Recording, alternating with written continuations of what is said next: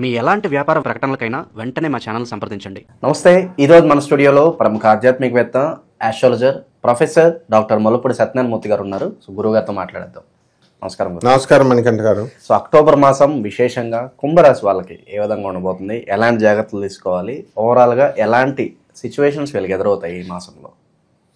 కుంభరాశి వారికి అందరికీ కూడా గ్రహణం పోయినటువంటి సూర్యుడు చంద్రుడు ఏ విధంగా ఉంటారో ఆ విధంగా మొన్న చంద్రగ్రహణం జరిగిపోయింది, సూర్యగ్రహణం జరిగిపోయింది సెప్టెంబర్ నెలలో. ఇప్పుడు మనం అక్టోబర్ నెలకు వచ్చేసాం కాబట్టి చక్కగా గ్రహణం విప్పినటువంటి దబ్బపండు లాగుంటారు వీళ్ళకి ఆదాయాలలో ఇంప్రూవ్మెంట్ కనబడుతుంది గత నెల కంటే.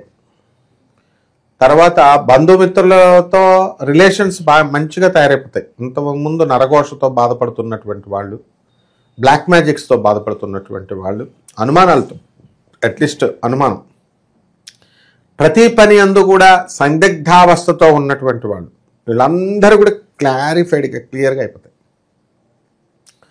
జన్మంలో ఉన్నటువంటి రాహుగ్రహ ప్రభావం వలన వీళ్ళందరూ కూడా ఒక రకమైనటువంటి హాలూసినేషన్లో ఉన్నారు. కొంతమంది కుంభరాశి వారికి అయితే సౌండ్స్ వినబడేవి. ఏమండి గురువుగారు, మాకు ఒక అమ్మవారు వచ్చి చెప్తుందండి, సౌండ్స్ కరెక్టా అండి అంటే, నీకు తప్పేంటమ్మా, మొత్తం ఊరందరికీ అమ్మవార్లు కనబడిపోయి చెప్తుంటే నువ్వేమో ద్రోహం చేసావు, కరెక్ట్ అమ్మా అని చెప్పా. అంటే ఎప్పుడో వీళ్ళు పూర్వంలో చేసినటువంటి, ఇప్పుడు యావరేజ్గా ఏ కుంభరాశి అయిందన్నా నువ్వు చూసుకో, దగ్గర 20 సంవత్సరాలు వీళ్ళు కంటిన్యూస్గా శివ పూజలో ఏదో ఒక పూజలు చేసిన వాళ్ళు ఉన్నారు. మహాభక్తులు వీళ్ళు. కాబట్టి ఎట్టి పరిస్థితుల్లో ఈ జన్మలో చేసినటువంటి శివ సాధన, దైవ సాధన ఎలాగైతే అక్కడికి వస్తున్నాయో ఆ విధంగా గత జన్మలలో చేసినటువంటి వీళ్ళు చేసినటువంటి పూజా ఫలమంతా ఇప్పుడు కలిసి వస్తూ ఉంటుంది. అందుకనే వీళ్ళకి ఎవరెవరో కనబడుతున్నట్టుగా ఉండడం, ఏవేవో సౌండ్స్ వస్తున్నట్టుగా ఉండడం. అంటే యక్షిణీలు వస్తున్నాయి. యక్షిణ, కిన్నర, కింపురుష, రానా రకాలైనటువంటి దేవతలు అంటే ఏదో ఒకటే అనుకుంటాం, బోల్డ్ రకాలు ఉన్నారు. మానవులు కూడా దేవతలే. మానవులు రాక్షసులు అయితే అందరిని ఒకరినొకరు పీక్కుంటారు. హెల్ప్ అడగగానే ఒక్కొక్కళ్ళు చేసేస్తారు మహాత్ములు. వాళ్ళు తాగేసినా సరే కమాన్, మనస్సు మంచిగా ఉండడమే దేవత అంటే. ఆ మనస్సు కుంభరాశి వాళ్ళకు ఉందన్నమాట.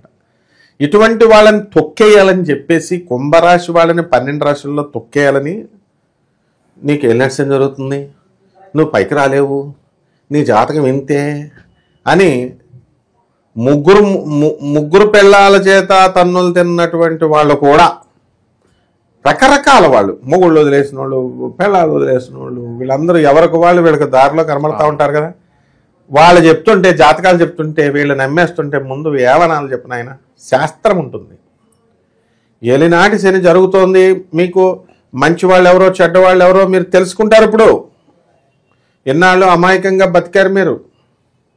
ఇప్పుడు ఆదాయాలు మీకు ఫుల్గా పుంజుకుంటున్నాయి. ఇంక మీకు ఏం కావాలి? మొన్నటిదాకా భార్యాభర్తల గొడవలతో కొంతమంది, అందరూ కాదు, ఉన్నటువంటి వాళ్ళందరికీ కూడా పిల్లలు మేము మీకు హారతి ఇచ్చేలాగా అంత మంచిగా మిమ్మల్ని చూసుకుంటున్నారు. ఇప్పుడు మీకు ఇంకేం కావాలి? బ్రదర్స్, సిస్టర్స్, రిలేషన్స్ డెవలప్ అయిపోయినాయి. ఆస్తులు కొనాలనుకుంటున్నారు, కొన్నారు. అమ్మాలనుకున్నటువంటి వాళ్ళు మంచి రేట్లు రావట్లేదని బాధపడేటటువంటి వాళ్ళందరికీ మంచి రేట్లు వచ్చేసినాయి. అన్నీ తీరిపోతున్నాయి మీకు. ఒకటి ఏంటంటే అశాంతి ఎక్కువగా ఉంటుంది ఈ కుంభరాశి వాడి. ఈ అశాంతి వలన, ఇది శని యొక్క ప్రభావం. ఇది అశాంతి ఉన్నప్పుడు మరి ఏం చేయాలండి? వీళ్ళు బాధపడుతూ కూర్చుంటే ఎట్లా? అందువలన దానికి పరిష్కార మార్గాలు చూసుకోవాలా, ధైర్యం చూసుకోవాలా, మంచి వాళ్ళతో స్నేహం చేయాలా, మంచి మాటలు వినాలి. ఎప్పుడైతే మీకు సందిగ్ధావస్థ వచ్చిందో, ఇప్పుడు యూట్యూబ్లో 100 మంది జ్యోతిష్కులు చెప్తున్నారండి, ఒకళ్ళు బాగుందంటారు, ఒకళ్ళు బాగాలేదంటారు, ఒకళ్ళు యావరేజ్ అంటారు. ఈ 3 ఉంటాయి ఆన్సర్లు. ఈ 3 30 మంది అటు, 30 మంది ఇటు, 30 మంది అటు తో చెప్పారనుకో 90 మంది. ఏమన్నా కొంతమంది ఎలా చెప్తున్నారు, అన్నీ చెప్తే ఎట్లా? నీకు ఎలా అన్వయించి జరుగుతుంది అన్నది నీ వ్యక్తిగత జాతకాన్ని బట్టి ఉంటుంది. ఆ వ్యక్తిగత జాతకాలను మనం చూడాలా. అది ఏమీ లేకుండా నువ్వు డిసైడ్ అయిపోతే ఎట్లా? అండ్ నువ్వు కావాలని కోరుకున్నట్టు జరిపేయాలనుకుంటే దేవుడు నీకెందుకు చేస్తాడు అసలు? కాబట్టి నువ్వు అడిగింది దేవుడి మాట వింటూ దేవుడికి నచ్చిన విధంగా నువ్వు జీవనం సాగిస్తే నీకు అవుతుంది. నువ్వు నీ తండ్రితో ఘర్షణ పడితే గురువు అనుగ్రహం ఉండదు అని అంది, లాల్ కితాబ్లో చెప్పాడు. నువ్వు మరి ఎంతమంది మీరు కుంభరాశి వాళ్ళు తల్లిదండ్రులతో మీరు గొడవ పెట్టుకోకుండా ఉన్నారు నాకు చెప్పండి ఫస్ట్. ఆ తర్వాత గురువుతో ద్వేషించకూడదు అన్నారు. ఏమండి నేను చాలా డబ్బులు ఇచ్చానండి, ఆ హోమం చేశారండి, ఈ హోమం చేశారండి, సరిగ్గా కలిసి రాలేదండి అని నాకు మంత్రాలు ఇచ్చారండి వేరే వాళ్ళు, నాకు ఫలించట్లేదని అన్నారు. ఇది గురుదోషణే. ఇక తెల్లవారితే నీకు వండి పెడుతుంది, తెల్లవారితే నీకు చాకరీ చేసి పెడుతుంది. ఆ పిల్లల యొక్క కష్టాన్ని నువ్వు గుర్తించలేకపోతున్నావు. నిన్ను మాత్రం అందరూ మెచ్చుకోవాలని కోరుకుంటున్నావు. నీ పెళ్ళానికి ఐ లవ్ యూ అని చెప్తే ఏమి ఊరందరికీ చెప్తావు. మా గురువుగారు గరికపాటి నరసింహారావు గారు చెప్పినట్టు ఒక్క పెళ్ళానికి తప్ప ఊరందరికీ చెప్పడానికి రెడీ అంటారు, సరదాగా జోక్గా చెప్తారు ఆయన. మరి అలా మీరు you have to appreciate your wife. అప్పుడు పెళ్ళము ఆశీర్వదిస్తుంది, లేకపోతే పెళ్ళం శపిస్తుంది. ఆ శాపం వల్లే పిల్లల్ని బాధ పెట్టేసి తన్నేసి తిట్టడం వల్లే ఇప్పుడు శాపాలు వచ్చేసి మీకు ఇప్పుడు పనులు లేకుండా అయిపోయినాయి. ఇక రైతులు బ్రహ్మాండంగా పంటలు పండిస్తారు, బాగా సంపాదిస్తారు. మిలిటరీ వాళ్ళకి ఇళ్ళు లోన్లు దొరుకుతాయి, బ్యాంక్ మేనేజర్లకు ప్రమోషన్స్ వస్తాయి, కస్టమర్స్కి మంచి మంచి ట్యాక్స్లు కూడా వేస్తారు వడ్డీలతో పాటు మంచిగా. ఇవన్నీ కూడా ఇన్కమ్ ఐటీ డిపార్ట్మెంటు ఇలాంటివన్నీ కూడా ప్రభుత్వ సంబంధమైనటువంటి తలపోట్లు రావడానికి అవకాశాలు ఉన్నాయి. ఇల్లు లేనటువంటి వాళ్ళు ఇల్లు కొంటారు, స్థలాలు లేనటువంటి వాళ్ళు స్థలాలు కొంటారు. మీకు నచ్చిన మతంలోకి వెళ్ళి నచ్చిన విధంగా మీరు హ్యాపీగా ఉంటారు సాధన చేసుకుంటూ. విద్యార్థులు నిరుద్యోగుల పరిస్థితి ఏంటి గురుగారు? విద్యార్థులు నిరుద్యోగులకి గురువు 5వ ఇంట్లోకి వచ్చాడు కాబట్టి మంచిగా చదువుకుంటారు. ఇప్పుడు ఇంతకు ముందు కంటే కూడా మంచి మార్కులు రావడానికి అవకాశాలు ఉన్నాయి వీళ్ళకి. సో సక్సెస్ఫుల్గా వీళ్ళు డెవలప్ అవడానికి ఎక్కువ అవకాశాలు ఉన్నాయి. అలాగే కొత్త కొత్త ఉద్యోగాలు, క్యాంపస్ ఇంటర్వ్యూలు ఇవి చేసుకోవాలనుకునేటటువంటి వాళ్ళందరూ కూడా మంచి ఉద్యోగాలు వస్తాయి.